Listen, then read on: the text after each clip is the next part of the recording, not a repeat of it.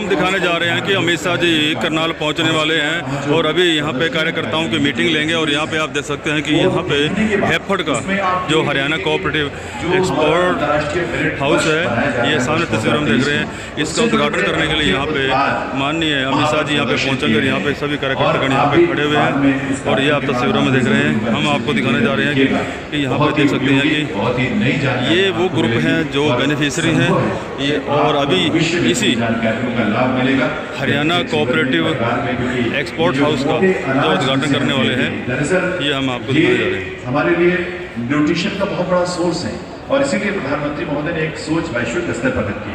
उन्होंने संयुक्त राष्ट्र में ये प्रस्ताव रखा कि मोटे अनाज को लेकर एक वर्ष हम मनाएं, पूरी दुनिया में मनाएं, ताकि मोटे अनाज को, अब ये कहते हैं और डॉक्टर भी इस बात को कहते हैं, रिसर्चर्स कहते हैं कि जब से हमने जाकर देख पाएंगे और देखने के बाद आप सिर्फ देख कर निकल मत जाइएगा, उसके बारे में पूरी जानकारी।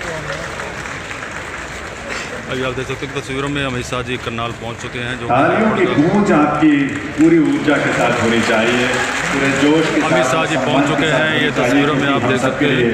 हरियाणा प्रदेश के लिए बड़े सौभाग्य भरा दिन है आज, हरियाणा के इस पावन धरा पर करनाल में पधार कर उन्होंने सहकारी और मुख्यमंत्री जी हमारे साथ बैठे हैं, मनोहर लाल खट्टर जी यहाँ पे बैठे हुए हैं और उसके साथ में है अमित शाह गृह मंत्री भारत सरकार यहाँ पे बैठे हुए हैं। और मेरा सभी दर्शकों से अपील है कि इस खबर को अधिक से अधिक शेयर कीजिए कि हमारे बीच में गृह मंत्री भारत सरकार पहुँच गए हैं अमित शाह जी। हरियाणा सरकार के जी पहुंच चुके हैं, यहाँ हरियाणा प्रदेश के गृह राज्य मंत्री हरियाणा प्रदेश सांसद माननीय विधायकगण विभिन्न ऐसी विभूति का, जिन्होंने देश के पहले सहकारिता मंत्री के रूप में एक नई ऊर्जा का संचार किया है, सहकार से समृद्धि के इस मार्ग को प्रशस्त किया है। बहुत बहुत स्वागत अभिनंदन आप सभी का।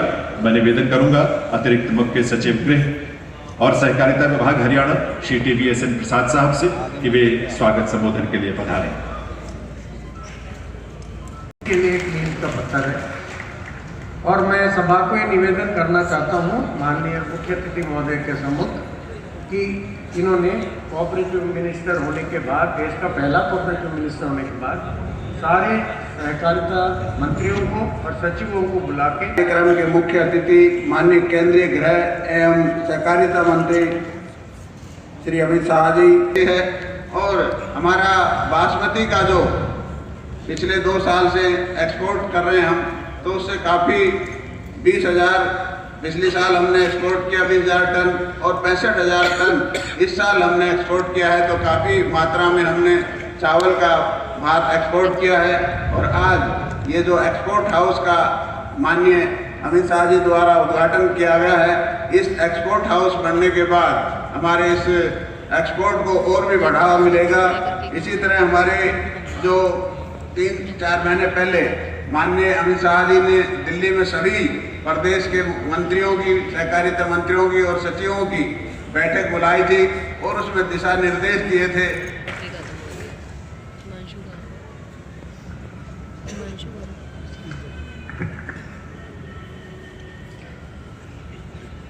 परम आदरणीय हमारे केंद्रीय सहकारी मंत्री माननीय श्री अमित शाह जी,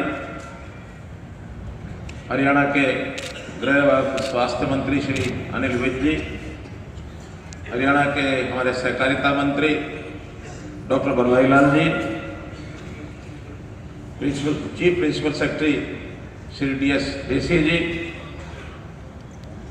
श्री TVSN प्रसाद जी, हैफेड के अध्यक्ष श्री कैलाश भगत जी, राज्यसभा मेंबर पार्लियामेंट श्री कृष्ण पवार जी एवं सभी उपस्थित सहकार बंधुओं, बहुत ही एक प्रसन्नता का विषय है कि आप ऊंची ऊंचाइयों पर लेकर जाएं। आज मुझे महसूस होता है कि आदरणीय अमित शाह जी के नेतृत्व में जैसे देश भर में सहकारिता विभाग आगे बढ़ रहा है, ऐसे हम हरियाणा में भी अच्छे रिजल्ट निकाल करके देंगे, ऐसा मेरा विश्वास है। इसी कड़ी में जैसे आज एक सहकारिता विभाग की ओर से एक्सपोर्ट प्रमोशन को, निर्यात को बढ़ावा देने के लिए और ये जो केंद्र यहाँ शुरू किया गया है, ये वास्तव में एक भवन पिछले वर्षों से जो ऐसे ही बेकार पड़ा था, इसका उपयोग भी हम कर रहे हैं। सहकारिता एक्सपोर्ट हाउस का उद्घाटन अभी आपने किया है अब इसके बाद 5 और नई योजनाओं का आप उद्घाटन और शिलान्यास करेंगे। उसमें विशेष तौर पर जैसे एक सांझी डेयरी यानी कोऑपरेटिव तरीके से, और जो हमारे गरीब परिवार हैं, मुख्यमंत्री अंत्योदय परिवार योजना के अंतर्गत जो लोग पशु पालन करके और दुग्ध उत्पादन का काम करना चाहते हैं, शायद व्यक्तिगत रूप से अकेले काम करने में कठिनाई आएगी, तो हमने उसकी कल्पना गुजरात का जो आकोदा विलेज है, आकोदा गांव, वहाँ पशु छात्रावास जैसा योजना चलाई गई है, उसी पशु छात्रावास के आधार पर यहाँ एक सांझी डेयरी की कल्पना की गई है। तो वो योजना भी आज से शुरू होगी। इसी प्रकार पानीपत की शुगर मिल, उसमें एथेनॉल का प्लांट लगाया जाए, इसका भी शिलान्यास आप करेंगे।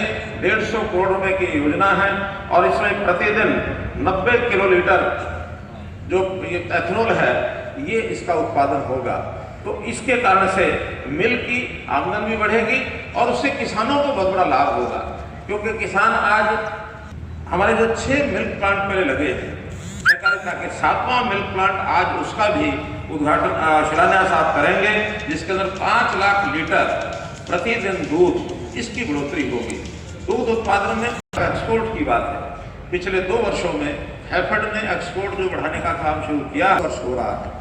अगले वर्ष का टारगेट हमने 2,50,000 करोड़ रुपए का टारगेट रखा है एक्सपोर्ट का, ताकि एक्सपोर्ट से अपने देश को एक प्रकार से जिसको कहना चाहिए फॉरेन एक्सचेंज के नाते ये एक इनकम जो होती है वो देश की सीधी आर्थिक प्रगति के एक प्रकार की, ये भी सहकारिता की नई एक परिभाषा है। सहकारिता में सब लोग मिलके काम करें और मिलके काम करने से ही आगे बढ़ेंगे।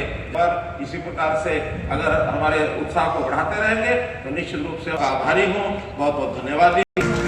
हरियाणा राज्य ने विविधीकरण गतिविधियों को अपनाकर सहकारी चीनी मिलों की वित्तीय स्थिति में सुधार करने का लक्ष्य रखा है। इस दिशा में चीनी मिलों में एथेनॉल प्लांट स्थापित करने पर जोर दिया जा रहा है।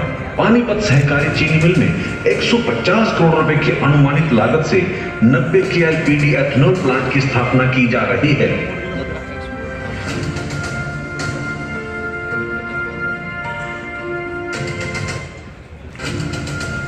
देशा में देश हरियाणा, जीत दूध दही का खाना, इन पंक्तियों को सार्थक करता डेयरी फेड अब हरियाणा के पशुपालकों के लिए एक अनूठी योजना लाया है, जिसका नाम है साझी डेयरी, जिसका मुख्य उद्देश्य ऐसे पशुपालकों को काम की जाएगी। डेयरी फेड को गुजरात के अकोदरा गांव के पशु हॉस्टल से मिला ये विचार अब संशोधित व विस्तारित हो हरियाणा